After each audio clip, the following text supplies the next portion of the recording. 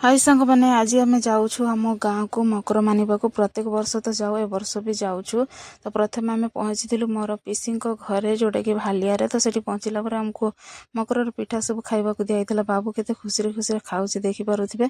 पिठा पिठा सब खाई सारा पीसी घरे होता आज मटन तरकारी। तो मु तो मटन खाएनी कि भाई आ बो बसिक खाइले मु निराम तरकारी सहित भात खाईदेना टे चुली पाखे बसी पड़ी सेकी हाँपाई सेठू पीसी घर विदाय नहीं पुणी आम बाहरी पड़ू गाँव को। तो आम गाँ छकरू किसी मिठा किणिकी नहीं आसी घर लोकों गाँ मुंडर ही आमर गोटे स्कूल अच्छे जो मुझे छोट बेलू मोर पढ़ा स्टार्ट होता। तर फाइनाली आसिक पहुँची जाइलु आम घरे। तो यहाँ गाँव में थी आम बड़ बापा घर जोटि आम प्रत्येक जेबे भी आसू ये ही आसू कहीं आम घर लोक तो ये गाँव में कहीं रुहतनी आम बालेश्वर समस्ते रहू एपटे बड़मा बसिकी से भात खाई दौरान।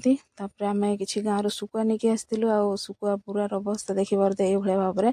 तो भाउज निआ सेकी होते कहीं संध्या ही आसला मुझे जाइना निआ सेकी गली। तो गाँव ठार दूर जो मैंने भी रोच तो पर्वपर्वाणी आसिकी गाँव में केते मौज मस्ती करते निहाती भाव में कमेंट करके जनइबे।